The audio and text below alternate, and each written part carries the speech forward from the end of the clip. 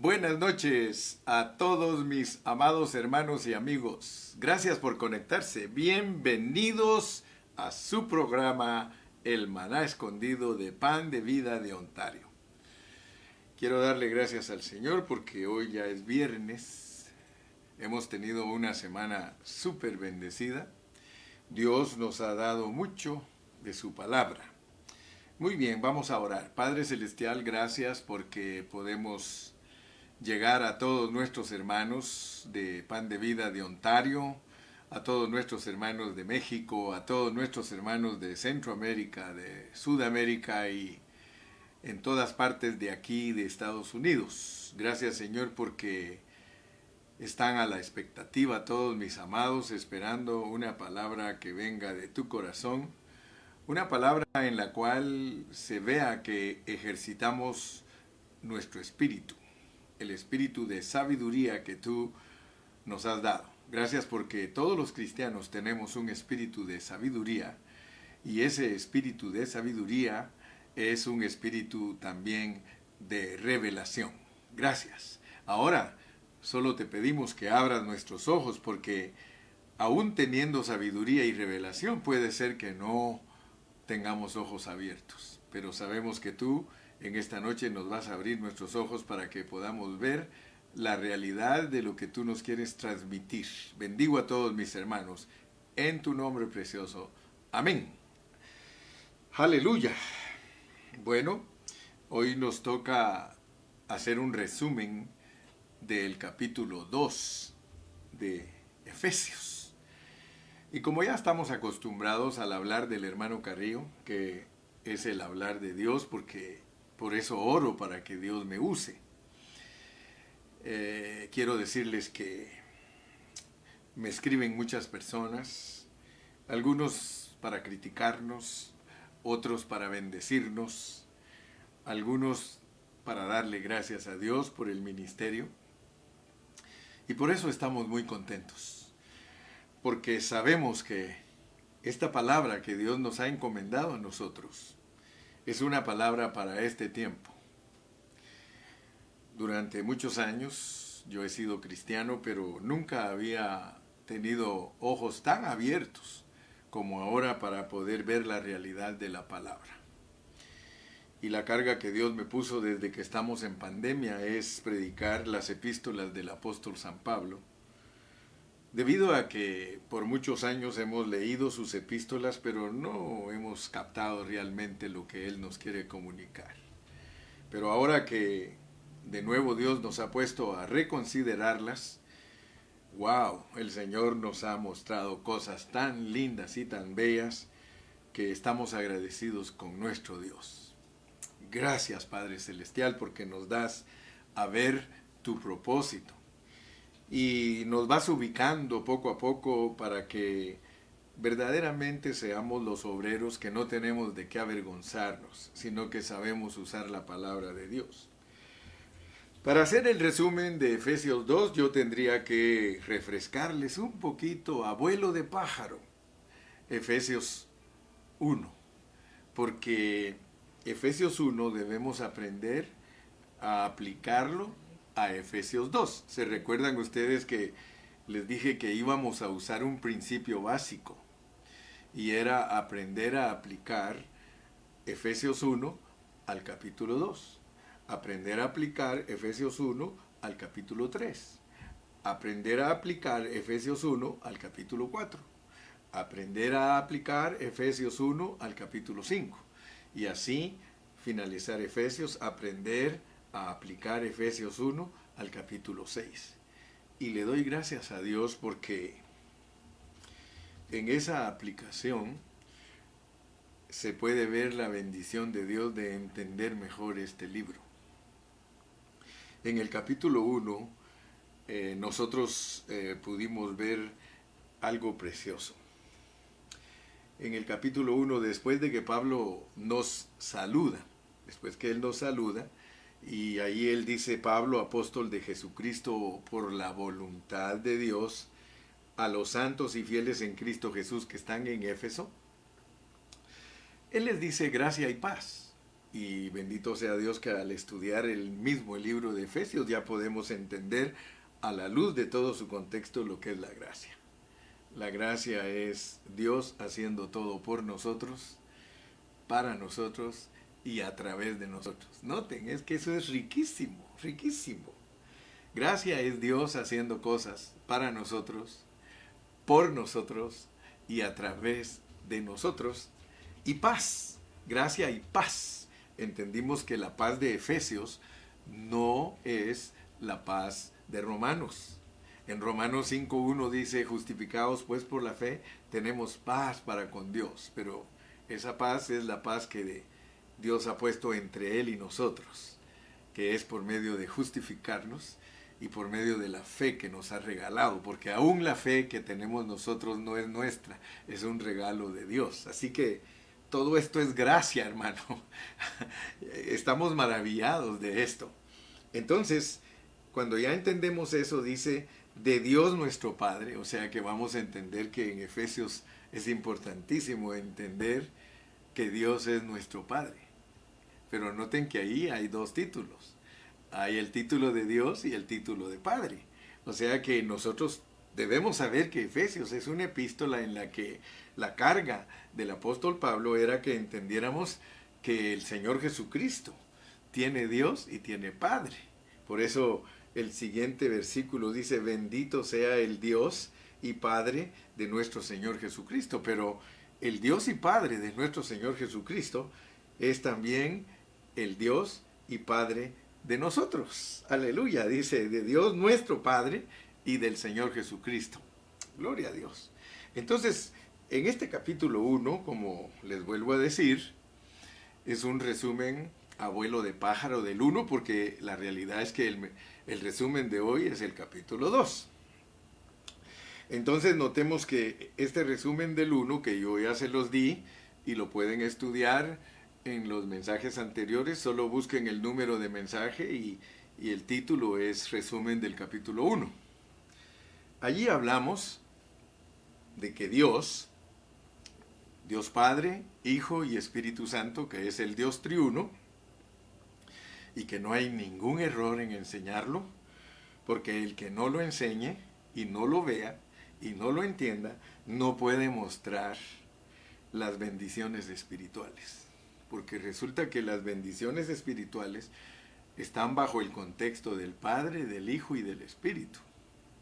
Y no estamos diciendo que esos son tres dioses, sino que estamos diciendo que Dios pasa un proceso. Dios como Padre, la Biblia lo enseña como la fuente, y Él pasa un proceso. El proceso de encarnación viene a ser el Hijo, y el proceso de resurrección viene a ser el Espíritu vivificante. Entonces, tenemos que entender bien el capítulo 1 para poder seguir enseñando Efesios, porque el capítulo 1 es la base para que interpretemos correctamente los demás capítulos. Entonces, las bendiciones que nos dicen aquí, porque claramente dice Pablo en el versículo 3, bendito sea el Dios y Padre de nuestro Señor Jesucristo, que nos bendijo con toda bendición espiritual en los lugares celestiales en Cristo. En Cristo. Mañana me toca estar hablando del reino. Mañana tenemos seminario del reino. Y allí hago mención en el último mensaje, yo hago mención que hay 5 cosas que todos nosotros los cristianos debemos conocer, pero bíblicamente. O sea que nosotros tenemos que conocer bíblicamente quién es Cristo, quién es la iglesia, quién es Satanás, y tenemos que saber quiénes somos nosotros. Y mañana les voy a explicar yo todas esas cosas en detalle, pero si nosotros no sabemos cuáles son las bendiciones espirituales a través de Cristo o en Cristo, entonces no vamos a poder explicar los capítulos que siguen, porque aquí dice que todas las bendiciones espirituales nos las dio primeramente el Padre, pero nos las dio en Cristo. Así que si queremos aplicar las bendiciones espirituales del Padre, tenemos que hablar de que nos escoge y nos predestina. O sea que está bien clarito que Dios como Padre nos escoge y nos predestina. Pero inmediatamente después de eso, en el versículo 7, desde el 6 nos dice, para alabanza de la gloria de su gracia, con la cual nos hizo aceptos en el amado, allí va a hablar de Cristo. Entonces, las bendiciones espirituales que el Padre da, que son el escoger y predestinar, son a través de su Hijo amado. Es a través de Él que nos hace aceptos. Por eso tenemos que entender bien lo que quiere decir en Cristo, porque en el capítulo número 2 y versículo 10 dice que somos hechura suya, creados en Cristo Jesús. O sea que nosotros tenemos que entender que desde que Dios nos habla en Colosenses que Él creó al Hijo porque Él es el primogénito de toda creación, nosotros fuimos creados ahí, y por eso es que cuando nosotros lleguemos un día a la resurrección, nosotros también somos primogénitos. Y eso a veces no lo hemos entendido. Pero Dios nos va a ir abriendo nuestro entendimiento para que aprendamos a aplicar bien la palabra y que el panorama bíblico y la administración divina y la economía de Dios la podamos ver con toda claridad.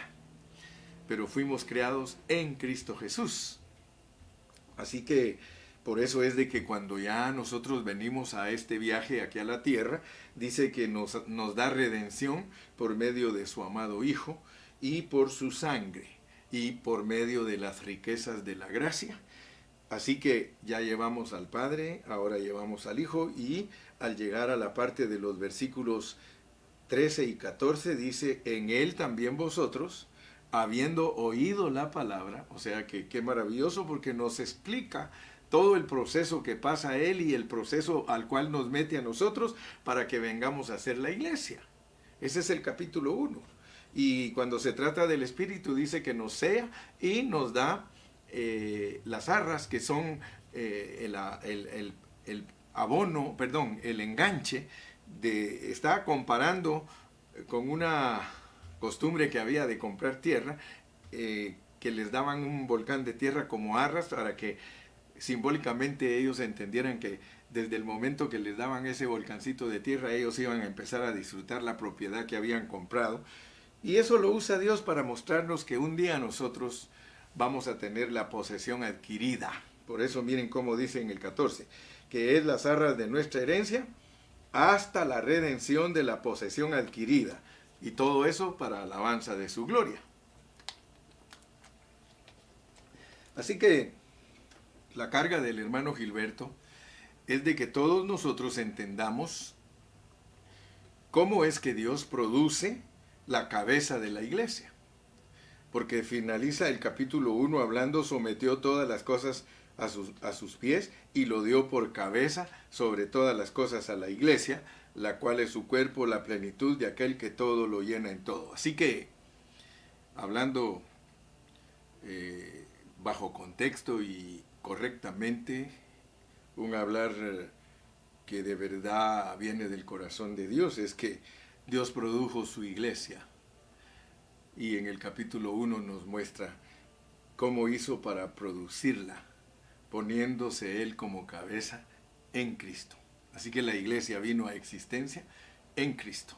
La iglesia es una manifestación de todo lo que Dios se propuso en la eternidad pasada. Very good.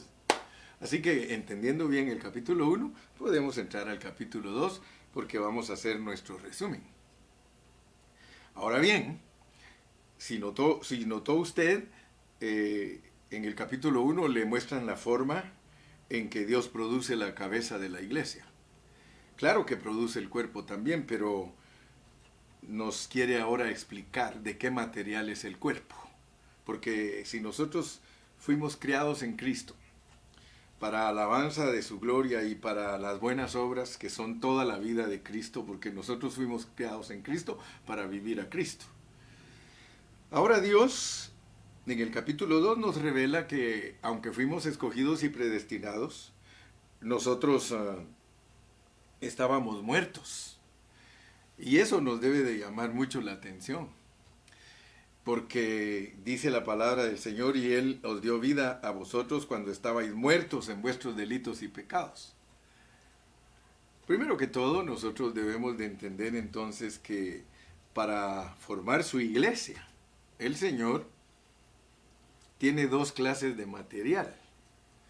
Por un lado tenemos la cabeza, que es divina y se volvió humana. Por el otro lado tenemos a nosotros que somos humanos, pero lo tremendo es que Dios no se une a nosotros estando ya transformados, sino que se une a nosotros desde que nosotros estamos caídos. Tenemos que pedirle a Dios que nos abra los ojos para entender correctamente su palabra. Cuando nosotros estemos en resurrección, entonces nos estaremos manifestando lo que Dios nos dio desde la eternidad pasada y que estamos viviendo en el tiempo. Cuando lleguemos a la glorificación, entonces nosotros ya vamos a estar perfeccionados y entonces allí sí ya vamos a ser de la misma calidad de la cabeza.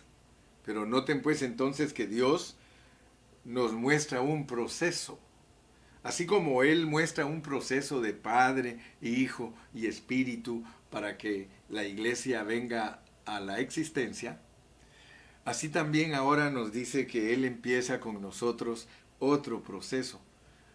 Así que el capítulo 2 nos muestra el proceso del material que Él va a usar para edificar su iglesia. Porque la iglesia es el cuerpo.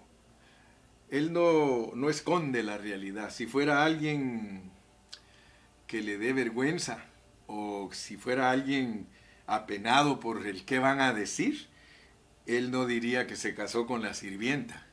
Él no diría que su novia es la cenicienta. Él no diría que la novia de él está muerta. A pesar que la idea que nosotros tenemos en nuestro pensamiento de muerte es un poco tergiversada porque no la tenemos clara y por eso cuando nosotros leemos la Biblia no podemos decir el concepto correcto porque nuestras ideas nos confunden. Como por ejemplo aquí se habla de que nosotros cuando venimos a Cristo estábamos muertos en nuestros delitos y pecados, pero no estábamos muertos físicamente.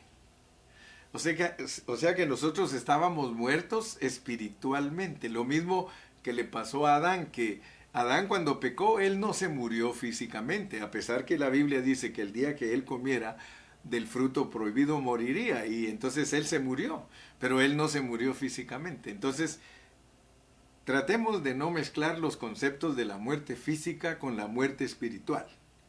Y si logramos saber la diferencia entre esos dos conceptos, entonces para nosotros nos va a ser más fácil entender por qué el Señor se casó con o es novio de una muerta. Es novio de una muerta. Porque aquí dice, y Él os dio vida a vosotros cuando estabais muertos en vuestros delitos y pecados. Y luego nos dice la condición en que nosotros andábamos, porque a todos los hombres, sean judíos o sean gentiles, a todos, dice la Biblia en Romanos, que los sujetó en desobediencia. O sea que ese es el plan de Dios. Usted no me diga a mí, hermano Carrillo, pero ¿por qué fue así? Porque yo no sé por qué fue así. Así hizo Él el plan. El plan que Él tiene es unirse a un hombre caído. Ese es el plan que Él tiene. Y el plan es así porque es la única manera que Él puede expresarle al hombre su amor, su gracia, su poder, su sabiduría, todo. Entonces el plan Él lo diseñó de esa manera. A todos nos sujetó en desobediencia. O sea que por eso ustedes me han oído hablar este concepto. Yo les he dicho que cuando un papá o una mamá ha venido a mí con tristeza diciéndome que sus hijos son mal portados, que sus hijos andan haciendo cosas malas, yo les digo, hermana, pero eso no es para que usted se decepcione ni esté triste. ¿Quiere usted saber quién es el que tiene los hijos más mal portados en el universo? Pues es Dios. Es usted y yo, le digo. Somos los hijos mal portados de Dios. El que tiene hijos mal portados es Dios. Entonces, eso no te debe sorprender a ti que un día tus hijos resulten haciendo cosas que te escandalizas. Oye, los hombres somos capaces de hacer tantas cosas malas. Así que quiero que entiendas pues ese punto, que Dios a todos los hombres los sujetó en desobediencia para tener misericordia de todos. El problema del hombre es que el hombre siendo un ser caído, se cree alguien bueno. Ese es el problema. O sea que el hombre tiene el problema de que la Biblia le dice que es lepra y él cree que le está diciendo, eres una rosa fragante. No, la Biblia nos enseña lo que somos. Por eso se recuerdan ustedes cuando he hablado de lo que es la ley. La ley solo sirve para saber quién es Dios, quién es el hombre y que Dios lo quiere capturar. Muy bien, entonces, empezando con el material que Dios va a usar para edificar su iglesia, tenemos que ver el milagro más grande que hay en el universo. El milagro más grande que hay en el universo es revivir gente muerta. Revivir gente muerta. A pesar de lo que yo estoy hablando es espiritual. Tienes que saber que el concepto de revivir gente muerta es resucitar muertos, resucitar, pero no te está diciendo que solo veas la resurrección física, sino que Él usa la resurrección física para mostrar una lección espiritual. Nosotros estábamos muertos en nuestros delitos y pecados, eso se llama muerte espiritual, la cual Él la ilustra con la muerte de Lázaro, con la muerte de gente física. Pero lo que tienes que entender es lo que está implicado, lo que está debajo de la letra. Entonces, el primer milagro, pues, que se manifiesta en nosotros por haber sido escogidos y predestinados, es de que Dios nos da vida. Ese es lo primerito que Él nos muestra. Y nos muestra que el programa por el cual teníamos que pasar era igualito a los hijos de ira. Los hijos de ira son aquellos que no están preordenados para vida eterna. Si tú lees en Hechos 4:38, ahí dice que los únicos que pueden venir a Cristo son los que fueron preordenados u ordenados para vida eterna. Entonces ahí tiene que ver la predestinación, el escoger y predestinar. Por tanto, tenemos que entender que aunque a todos nos sujetó en desobediencia, es porque el plan de Dios así trabaja, pero Él nos sacó de allí del anonimato, de ahí donde nos puso como hijos de ira. Él no nos dejó allí, no podía dejarnos ahí si nos escogió y nos predestinó. Bien, entonces, gracias a Dios, porque ahora nosotros entendemos que aunque nos tocó sufrir como al hijo pródigo, que la primera parte de nuestra vida la malgastamos y nos fuimos a los vicios y a los pecados y a todo lo que el hombre natural practica, Dios nos trae de vuelta por amor, porque por amor nos predestinó. Dice el 1:5, en amor habiéndonos predestinado. Y luego cuando llegamos al 2:4 dice, pero Dios que es rico en misericordia, por su gran amor con que nos amó. Ahí está implicando lo que dice el versículo 4 del capítulo 1, que es el escoger y predestinar por amor, por amor. Muy bien, entonces ahora entendemos que Él, dice aquí en los versículos 5, y aún estando nosotros muertos en pecados, nos dio vida juntamente con Cristo, por gracia sois salvos. Aleluya. Entonces, nosotros venimos a entender que el Señor a todo este proceso, tanto del Dios triuno como el proceso de nosotros de venir a su camino por haber sido escogidos y predestinados, se llama gracia. Y por eso Él dice que nos salva con las riquezas de su gracia. Cuando hablé de la gracia, ahí puedes encontrar también el mensaje en la serie que tenemos de Efesios, que la gracia es algo maravilloso. Conocer a Dios como la gracia. Dime si no es gracia que Él tuvo que viajar en los lomos de 42 generaciones para nacer un día. Y qué gracia, porque nació no como un rico, nació pobre. Qué gracia que vivió una vida en la casa de un carpintero. ¡Qué gracia que Él fue a la cruz para morir por nosotros! ¡Qué gracia que Él resucitó! ¡Qué gracia que Él entró en nosotros y que ahora es nuestro consolador internamente y es nuestro ayudador! Eso es gracia. Gracia es que Dios haya pasado por todo esto que nos muestra el capítulo 1 de Efesios para salvarnos y traernos a las mismas experiencias que Él ha tenido. Dice el versículo 6, y juntamente con Él nos resucitó. O sea que ya aquí nos empieza a hablar con una propiedad terrible, porque cuando habla de que fuimos creados en Cristo, quiere decir que nosotros, cuando Cristo vino a esta tierra, nosotros veníamos con Él como espíritus, porque Él es espíritu vivificante, nosotros veníamos con Él. Ahora noten, porque esto es misterioso. De verdad que la iglesia es misteriosa. Yo quiero que ustedes piensen, hermano. Piensen, nosotros veníamos en Cristo. ¿Y cómo es posible que viniendo en Cristo no nos hizo como ángeles el Señor? ¿Cómo es que viniendo en Cristo, que es nuestra cabeza, nosotros no veníamos igual que Él? Porque Él es Dios y Él es sin pecado. Pero noten ustedes que desde el mismo momento que empezó a viajar con nosotros, Él ya venía participando de nosotros y nosotros venimos desobedientes. O sea que esto es misterioso y tremendo porque venimos junto con Él, pero Él es el hijo bueno y nosotros los hijos malos.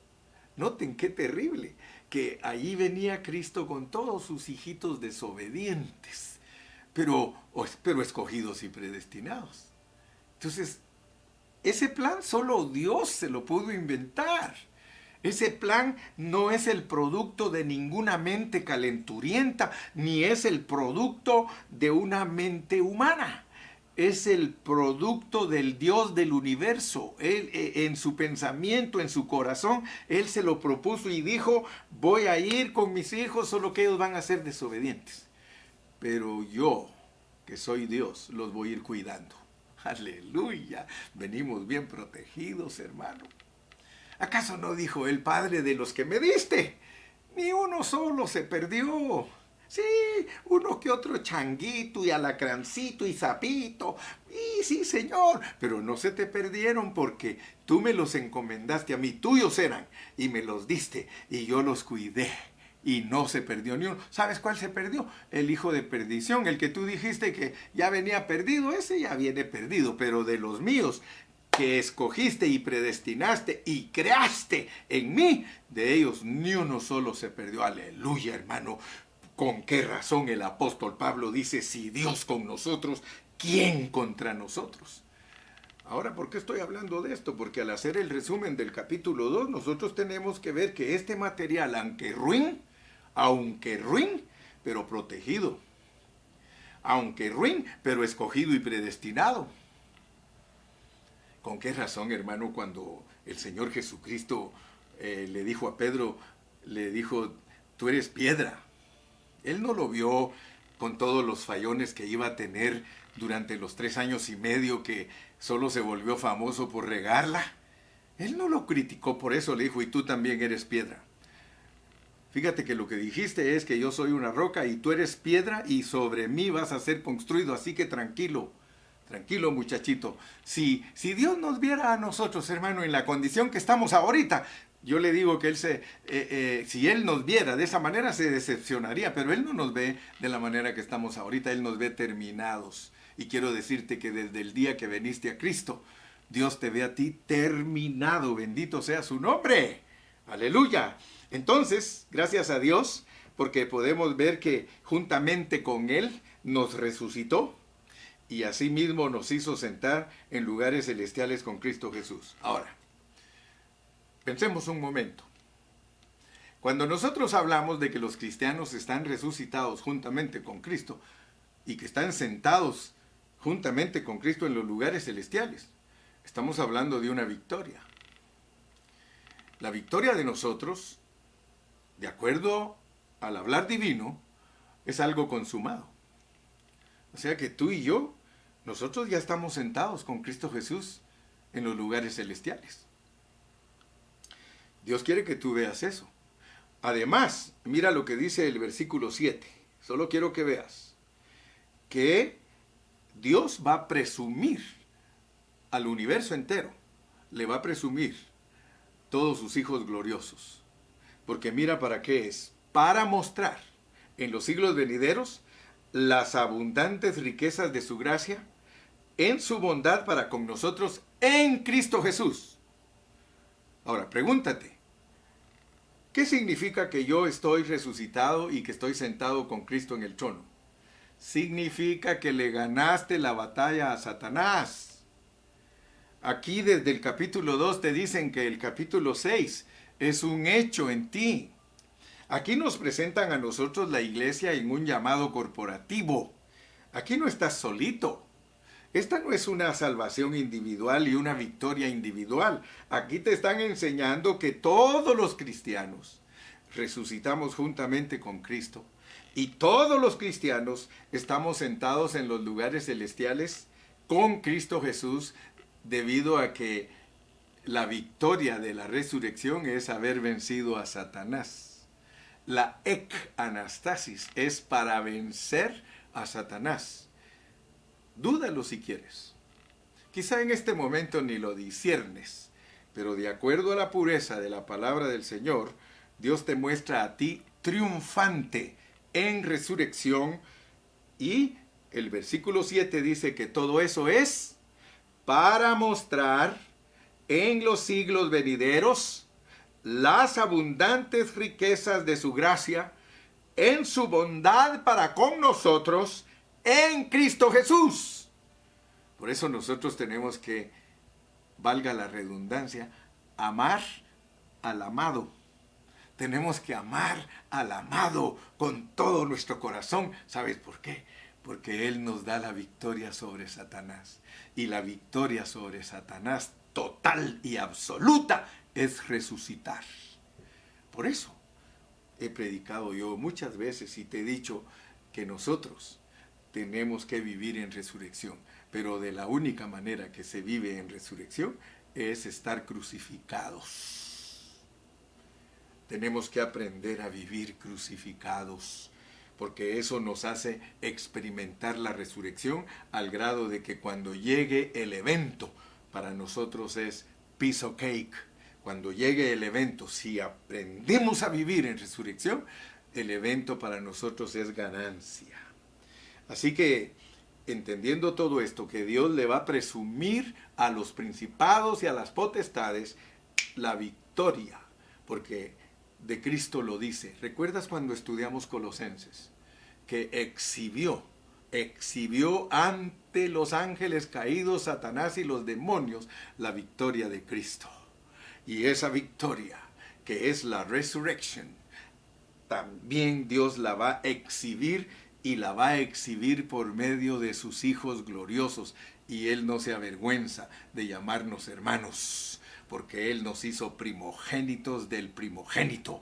¡Aleluya! Así que gloria a Dios, hermano. Entonces, dice el versículo 8 otra vez: por gracia sois salvos por medio de la fe, y esto no de vosotros, pues es don de Dios. Así que te vuelve a repetir que toda esta historia, que todo este proceso, que toda esta bendición espiritual, que todo lo que Él se propuso, es porque Él quiere y es su voluntad y su beneplácito, y no hay quien le pueda decir qué haces ni qué no haces. Él dice: yo aún la fe que tienes tú, yo te la regalo, yo te la doy. Todo lo tuyo es por gracia. Esto que tú estás experimentando hoy es un regalo. ¡Oh, qué regalo precioso! ¿Con qué razón el apóstol llegó a decir un momento el don inefable? El don inefable es el don indescriptible. ¿Cómo es posible que Dios nos haya tomado en cuenta a nosotros, habiéndonos hecho desobedientes y perversos y malos, limpiarnos después y hacernos el material adecuado para edificar su iglesia. Aleluya. Entonces en el versículo 11, ahí nos dice, por tanto acordaos, porque ahora nos va a hablar a los perritos. ¿Qué les parece?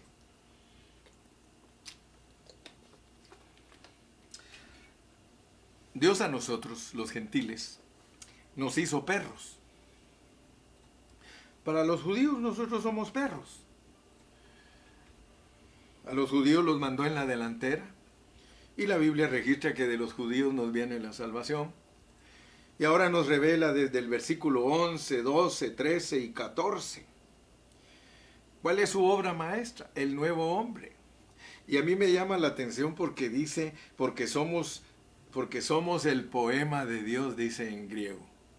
En griego dice que somos el poema de Dios, o sea, una obra de literatura.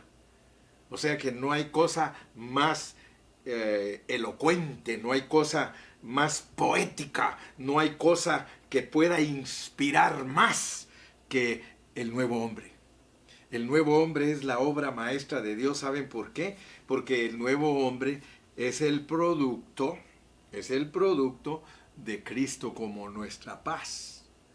Por eso les dije que aquí en Efesios, Cristo como nuestra paz es para que no haya enemistades entre nosotros los hombres. Todo lo que Él tiene que revelarnos para que entendamos lo que es la iglesia. Ayer estuve predicando acerca de, y sobre esta roca edificaré mi iglesia. Y les estuve diciendo a todos mis amados hermanos que la iglesia es edificada sobre una revelación. Lástima hermanos, y yo sé que ustedes tienen la capacidad, debido a que han sido instruidos en la palabra en una forma correcta, ustedes tienen la capacidad de ver lo que están edificando muchos grupos. Y por eso nos juzgan. Por eso me juzgan a mí, porque me dicen que en la forma que yo hablo, que doy a entender, yo no sé si eso doy a entender, pero ellos a mí me dicen que eso doy a entender, que somos muy creídos, que somos muy orgullosos y que creemos que solo a nosotros nos revela Dios y que creemos que los demás hermanos están en la calle de la amargura. Ahora yo les pregunto a ustedes, hermanos, ¿cómo se sienten ustedes? Yo pienso, hermano, que no es que seamos orgullosos, no es que nos creamos más que los demás, sino que sencillamente estamos tocando el propósito divino. Ahora, noten ustedes, si alguien nos juzga y nos juzga mal, le va a tener que dar cuentas a Dios. Por eso, en la parte que corresponde a nosotros, nosotros tenemos que vivir a Cristo, porque ya sabemos que el vivir a Cristo trae persecución.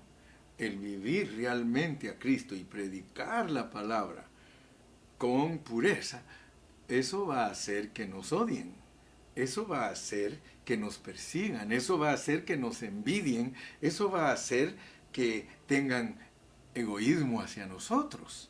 Entonces estemos conscientes, pues, que no es que nosotros creamos que solo nosotros entendemos. Claro que hay miles de hermanos que entienden la Biblia igual que nosotros, solamente que no se pueden ver porque son muy poquitos, son escasos. Además, nosotros mismos creemos que esta palabra no es para todos. Si usted ve cuántas personas se conectan a oír al hermano Carrillo, lo más que yo he tenido conectados en un seminario son 400 personas. Y cuando yo iba a dar seminarios a México, lo más que llegué a tener reunidos son 1000 personas. Nunca hemos reunido masas, nunca, porque creemos que esto que Dios da es algo soberano y no nos frustremos si alguien no nos entiende. No te frustres si cuando tú compartes la pureza de la palabra alguien no te entiende. Ora por él y dile: Señor, ayuda a este hermano, ábrele sus ojos. Pero yo quiero que ustedes vean que nos revela Dios que a los perritos, Porque imagínese usted, ahí en la Biblia está la historia de la mujer cananita. La mujer cananita era una gentil que el mismo Señor Jesucristo le dijo que era perra. Así que eso no nos debe de ofender, hermano, porque Cristo mismo le dijo a la mujer cananita perra, pero no se lo dijo porque estaba evitando que ella recibiera revelación, sino que se lo dijo para abrirle el entendimiento. Porque inmediatamente cuando le dijo perrita, ella se dio cuenta que le había estado hablando como judía. Porque como judía le dijo hijo de David.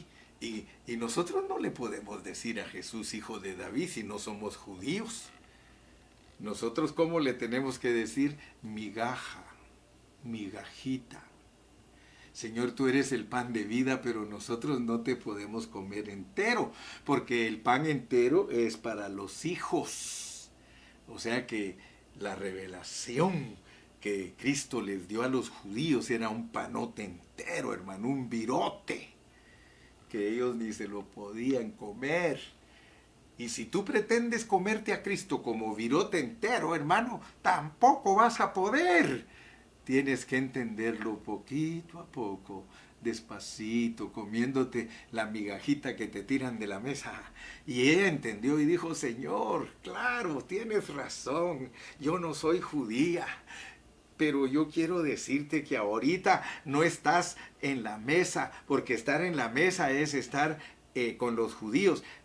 Estás debajo de la mesa aquí con los perritos, porque aquí es Tiro de Sidón, aquí no es la mesa, aquí estamos debajo de la mesa, pero yo entiendo que si tú me das migajas, yo voy a poder comer y me voy a alimentar. ¿Y sabe por qué la alabó el Señor a esa mujer? La alabó porque ella entendió que no era por medio del judaísmo que se encontraba la verdad, sino que era por medio de comerse a Cristo en pedacitos, lo cual es para los gentiles, para los perros.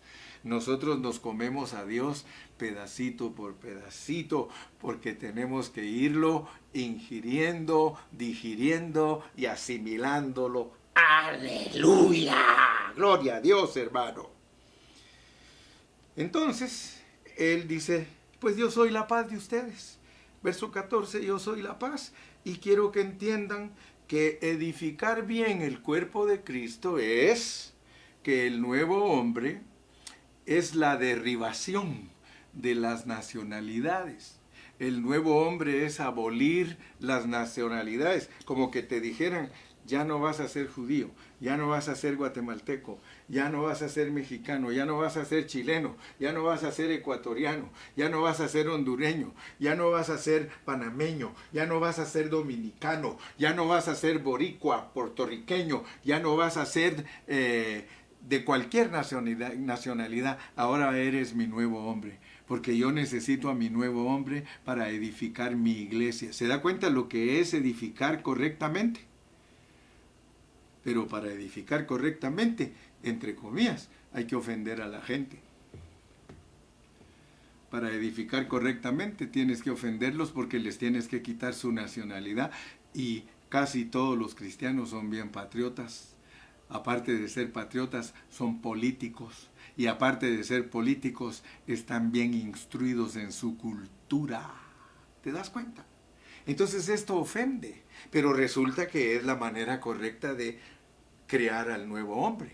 El nuevo hombre es el resultado de unir a todos los hombres que entienden el sacrificio de la cruz del Calvario y que entienden que ese sacrificio y esa resurrección ya no hay judío, ya no hay griego, ya no hay bárbaro, ya no hay escita, ya no somos advenedizos, ya no somos extranjeros, ahora somos conciudadanos de los santos y miembros de la familia de Dios.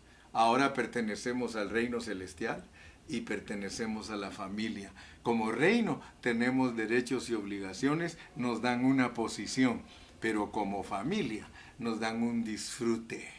Dime si no es cierto, ¿para qué nos pone Dios una parábola del hijo pródigo que regresa a su casa?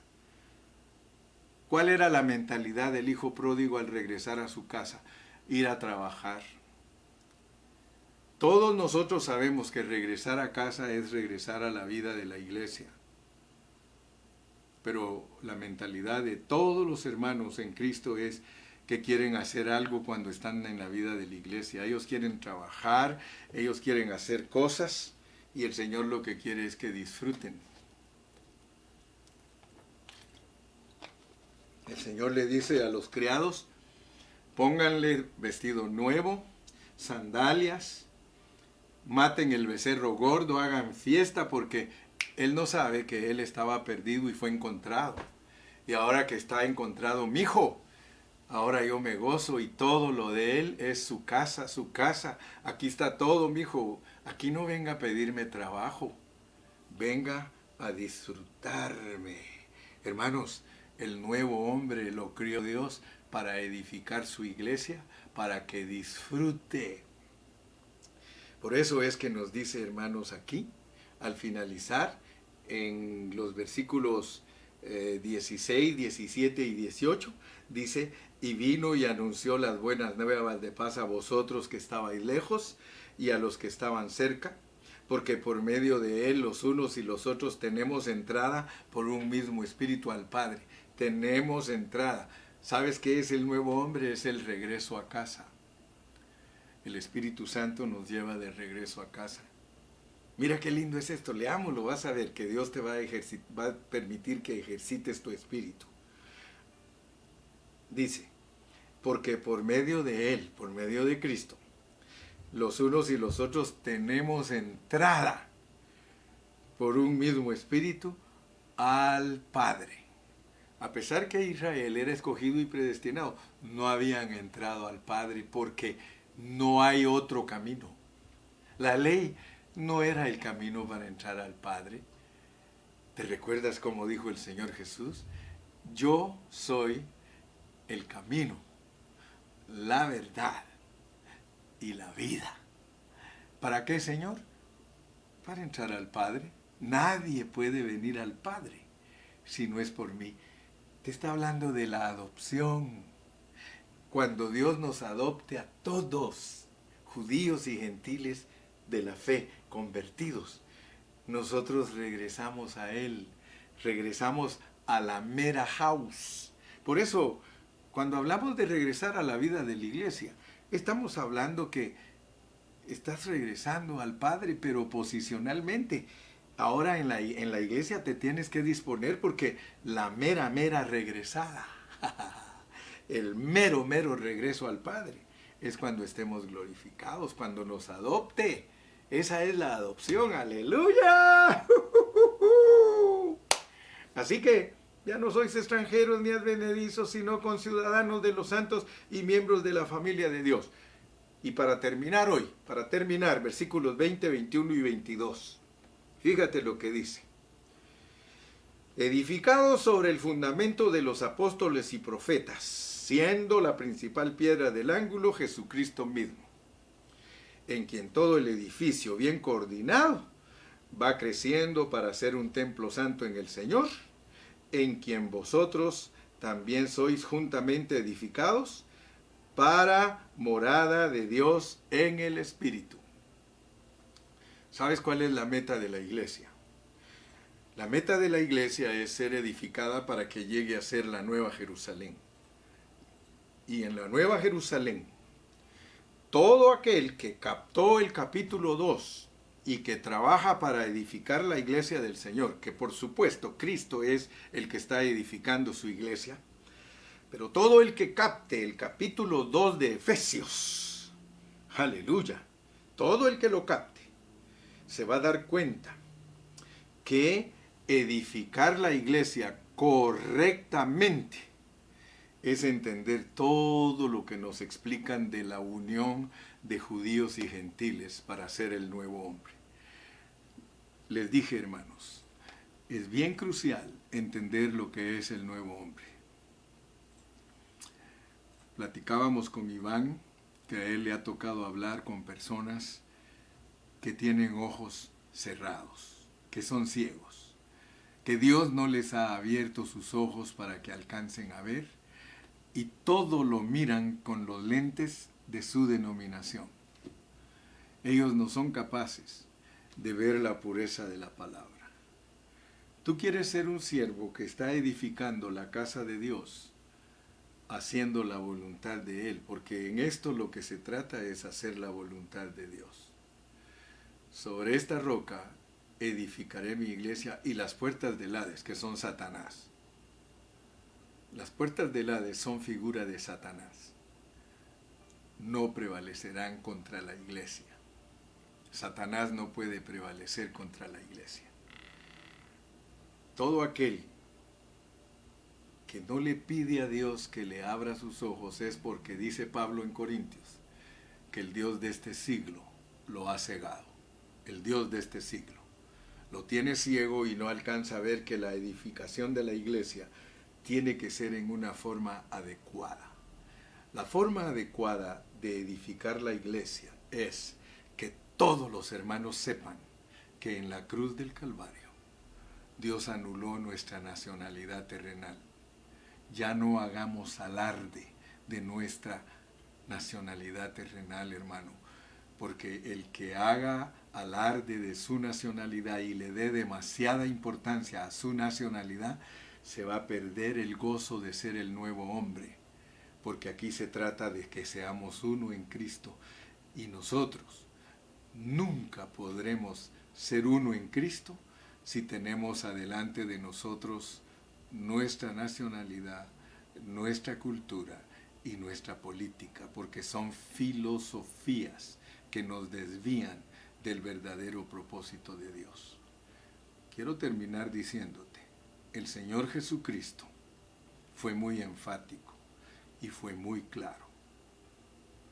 El Señor Jesucristo anuló todo lo natural y le echó mano a todo lo celestial. El Señor Jesús dijo que el que no deja padre, madre, hermanos, aún el Salmo 45, hermano, dice, olvídate de tu casa y de tu padre y amará el Rey tu hermosura. Así que esto a lo que Dios nos ha llamado, hermano, no es para cualquiera. Esto es solo para aquellos que Dios les abre sus ojos y les muestra que no somos terrenales. No améis al mundo ni las cosas que están en el mundo. Buscad las cosas de arriba. Buscad primeramente el reino de Dios y su justicia. Hermanos, Dios nos habla claro, sencillo, pero profundo. ¿Qué vas a hacer? ¿Vas a continuar con una mente sin renovarte? ¿Vas a continuar en los rudimentos de este mundo? ¿Vas a continuar con las filosofías y las huecas sutilezas de este mundo? ¿Vas a dejarte engañar por los deseos engañosos de tu carne? Yo creo que es tiempo que meditemos, que pensemos y que le digamos, Señor, yo quiero que se haga real en mí Efesios capítulo 2. Yo quiero ser el nuevo hombre.